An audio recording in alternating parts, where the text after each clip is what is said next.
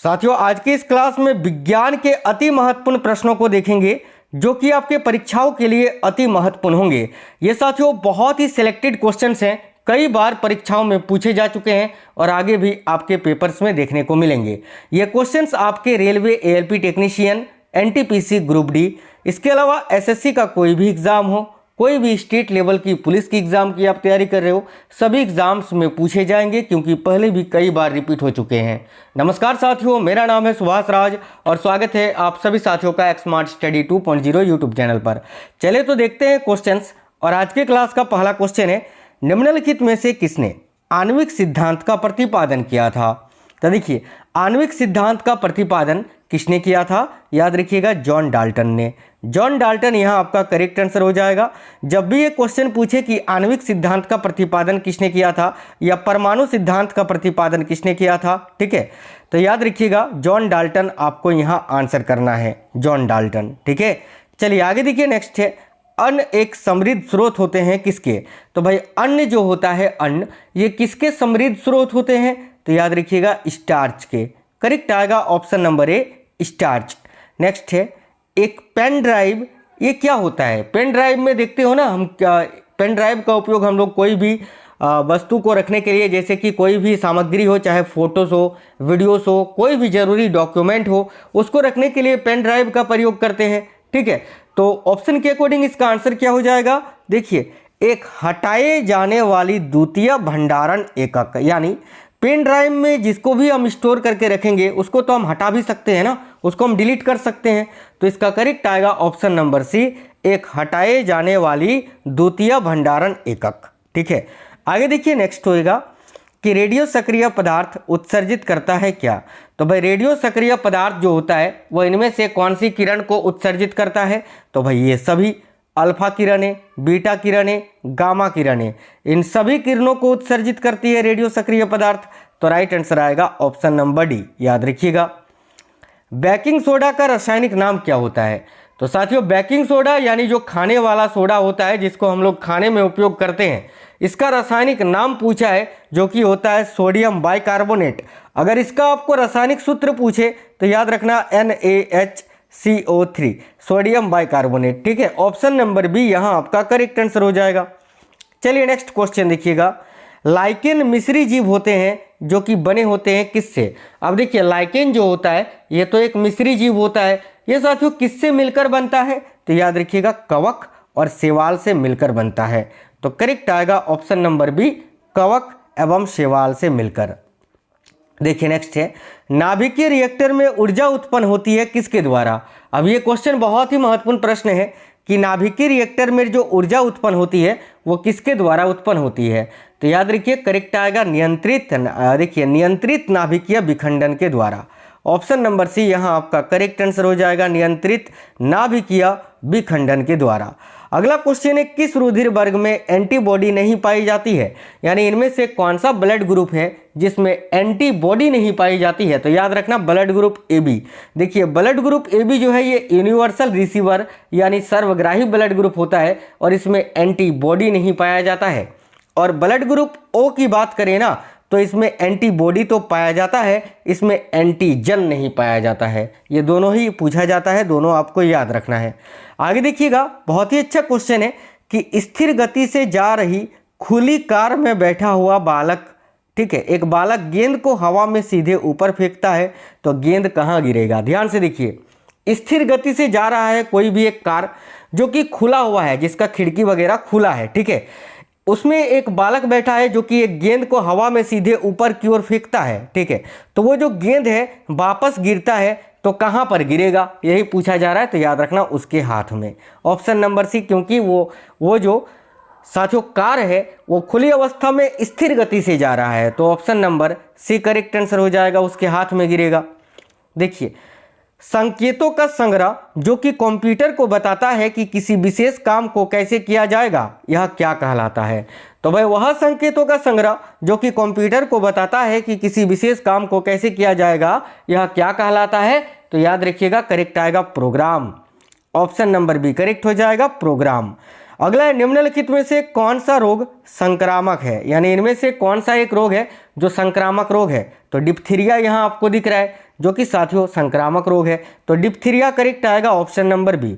बिजली के पंखे की गति बदलने के लिए प्रयुक्त साधन कौन सा है, यानी बिजली का पंखा जो होता है उसको उसकी गति को बदलने के लिए कौन से साधन का प्रयोग करते हैं, कौन सी डिवाइस का प्रयोग करते हैं। तो देखिए बिजली के पंखे की गति को बदलने के लिए किसका प्रयोग करते हैं, तो रेगुलेटर का, करेक्ट आएगा ऑप्शन नंबर बी रेगुलेटर।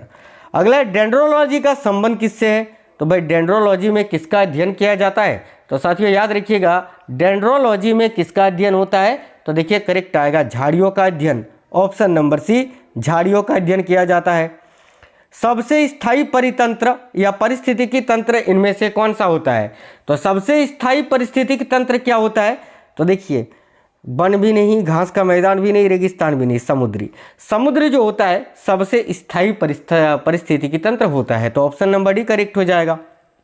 अगला क्वेश्चन है, देखिए पौधों की लंबाई में वृद्धि के लिए आवश्यक नहीं है क्या, तो पौधों की लंबाई में वृद्धि के लिए इनमें से कौन सा तत्व है जो कि आवश्यक नहीं है, तो ध्यान से देखिएगा पौधों की लंबाई में वृद्धि के लिए कैल्शियम, नाइट्रोजन और फास्फोरस इन तीनों की आवश्यकता तो होती है, लेकिन सोडियम की आवश्यकता नहीं होती है, तो यहाँ आपका राइट आंसर आएगा ऑप्शन नंबर ए सोडियम। अगला क्वेश्चन है, पहाड़ों पर कभी कभी व्यक्तियों के नाक व मुंह से खून निकलने लगता है, क्यों, तो बहुत ही अच्छा क्वेश्चन है साथियों। जब हम पहाड़ों पर जाते हैं या अधिक ऊंचाई पर जाते हैं तो कभी कभी व्यक्तियों के नाक व मुंह से खून निकलने लगता है, क्यों, तो देखिए करेक्ट आंसर हो जाएगा ऑप्शन नंबर डी। ऊंचाई बढ़ने के साथ साथ जो वायुमंडलीय दाब होता है वह घटता है या घट जाता है इस कारण, तो करेक्ट आएगा ऑप्शन नंबर डी। मानव जनित पर्यावरण प्रदूषण क्या कहलाती है, यानी मानव के द्वारा जो पर्यावरण में प्रदूषण फैलता है उसको विज्ञान की भाषा में क्या कहते हैं, बहुत ही अच्छा क्वेश्चन है, तो देखिएगा राइट आंसर होगा परजीविक। ये क्वेश्चन याद रखना बहुत ज़्यादा पूछा जाता है कि मानव जनित पर्यावरण प्रदूषण क्या कहलाती है, तो साथियों परजीविक कहलाती है। अगला क्वेश्चन है IBM क्या है, तो देखिए IBM क्या होता है साथियों, IBM की अगर हम फुल फॉर्म की बात करें तो वो होता है international business machine, international business machine जो कि क्या है, तो भाई एक कंपनी है, तो करेक्ट आएगा ऑप्शन नंबर सी कंपनी।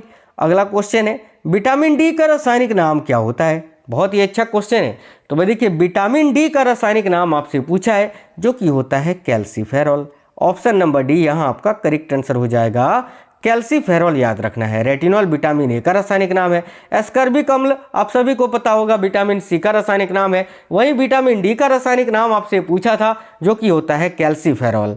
आगे देखिएगा टाइफाइड पैदा किया जाता है किसके द्वारा, तो देखिए टाइफाइड किसके द्वारा पैदा किया जाता है, तो साथियों देखिए साल्मोनेला टाइफी के द्वारा, ऑप्शन नंबर डी उस बैक्टीरिया का नाम है ये salmonella typhi, option number D correct answer हो जाएगा। देखिए किसी असंतुलित बल द्वारा किसी पिंड में उत्पन्न त्वरण कैसा होता है, तो किसी असंतुलित बल के द्वारा किसी पिंड में जो त्वरण उत्पन्न होता है वो कैसा होता है, तो याद रखिएगा बल के अनुक्रमानुपाती होता है, ऑप्शन नंबर बी बल के अनुक्रमानुपाती होता है, तो ऑप्शन नंबर बी करेक्ट होगा। अगला क्वेश्चन है, निम्नलिखित में से कौन सबसे बड़ा कोशिकांग है, तो देखिएगा इनमें से कौन सबसे बड़ा कोशिकांग है, तो देखिए plastid, option number C. Mitochondria तो नहीं आएगा, देखिए सबसे बड़ा पूछा है तो वो तो छोटा हो जाएगा, यहाँ सबसे बड़ा हो जाएगा प्लास्टिड, ऑप्शन नंबर सी याद रखिएगा प्लास्टिड जो इनमें से इन सभी से सबसे बड़ा कोशिकांग है। आगे देखिए नेक्स्ट क्वेश्चन हो जाएगा आपका, सभी गैसें आयतन प्राप्त करते हैं जब तापक्रम कितना होता है, यानी कितने तापमान पर, ठीक है कितने तापमान पर जो गैस होती है ना सभी गैस वो आयतन प्राप्त करते हैं, ये क्वेश्चन बहुत ज़्यादा पूछा जाता है, तो याद रखना -273 डिग्री सेल्सियस पर। साथियों -273 डिग्री सेल्सियस क्या होता है पता है ना, परम शून्य ताप होता है, इसका अर्थ ये है कि इससे कम न्यूनतम तापमान नहीं हो सकता है, ये सबसे कम तापमान होता है, ठीक है, और इसी तापमान पर सभी गैसें आयतन प्राप्त करती हैं। अगला है, जलीय पारिस्थितिकी तंत्र में अपघटक के उदाहरण क्या होता है, तो देखिए जलीय पारिस्थितिकी तंत्र में अपघटक के उदाहरण होते हैं जीवाणु और कवक, ऑप्शन नंबर सी जीवाणु और कवक। अगला क्वेश्चन है दाब बढ़ने से किसी द्रव का क्वथनांक क्या होता है। तो याद रखना, जब दाब बढ़ता है तो किसी द्रव का जो क्वथनांक होता है वो साथियों बढ़ जाता है, यानी करेक्ट आएगा ऑप्शन नंबर बी, बढ़ेगा। नेक्स्ट है कंप्यूटर भाषा जावा के आविष्कारक कौन है।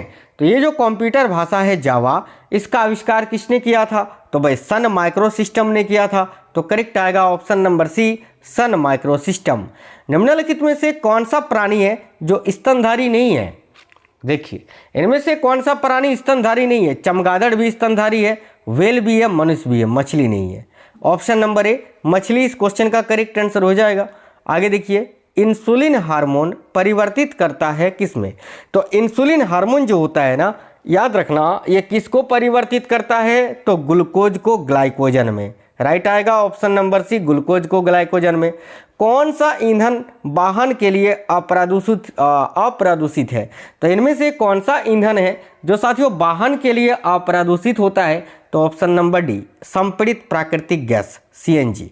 ये जो कॉम्प्रेस्ड नेचुरल गैस होता है ये वाहन के लिए अप्रदूषित होता है। जैसे कि आप ऑटो में बैठे होंगे कभी ना कभी, टेम्पो ऑटो जो होता है छोटा सा, वो देखना सीएनजी से चलता है। अभी तो बस भी सीएनजी का आ गया है, कार भी सीएनजी का आता है। मतलब आपने सुना होगा कि गाड़ी गैस से चलती है। तो भाई कोई भी वाहन है वो गैस, कौन सा गैस होता है। तो यही गैस होता है सीएनजी, ठीक है, जिससे वो चलता है, संपीड़ित प्राकृतिक गैस। अगला क्वेश्चन है हीलियम के नाभिक में क्या होता है। तो देखिए हीलियम का परमाणु संख्या 2 होता है। तो परमाणु संख्या 2 होगा यानी 2 प्रोटॉन होगा।